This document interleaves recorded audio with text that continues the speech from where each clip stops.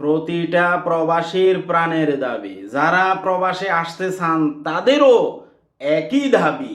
এই মুহূর্তে সবচেয়ে প্রবাসীদের গুরুত্বপূর্ণ দাবি হচ্ছে বিমানের টিকিট দাম কমানো।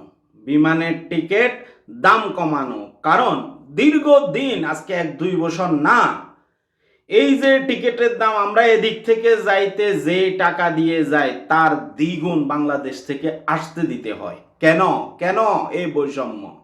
যেই বিমান যেই তেল দিয়ে খরচ করে বাংলাদেশে যায়, বাংলাদেশের থেকেও তো সেম টাকা তেল দিয়ে বিদেশে আসে, তাহলে কেন দ্বিগুণ?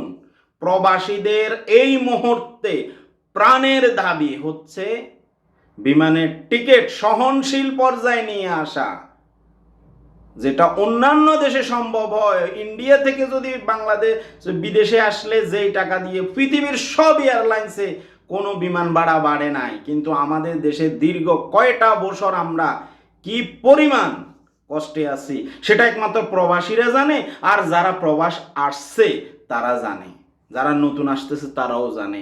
কি এখান থেকে আমরা যেতে যদি 20,000 টাকা লাগে, 15,000 টাকা লাগে দেশ থেকে আসতে, দ্বিগুণ 35,000, 40,000, 50,000। কিরে ভাই, এটা কোন ধরনের সিন্ডিকেট? বর্তমানে সবাই আওয়াজ তুলন। প্রত্যেকটা প্রবাসীর প্রোফাইলে আমি মনে করি সব জায়গায় এই মুহূর্তে খুবই গুরুত্বপূর্ণ দাবি হচ্ছে বিমানের টিকিট সহনশীল পর্যায়ে নিয়ে আসা।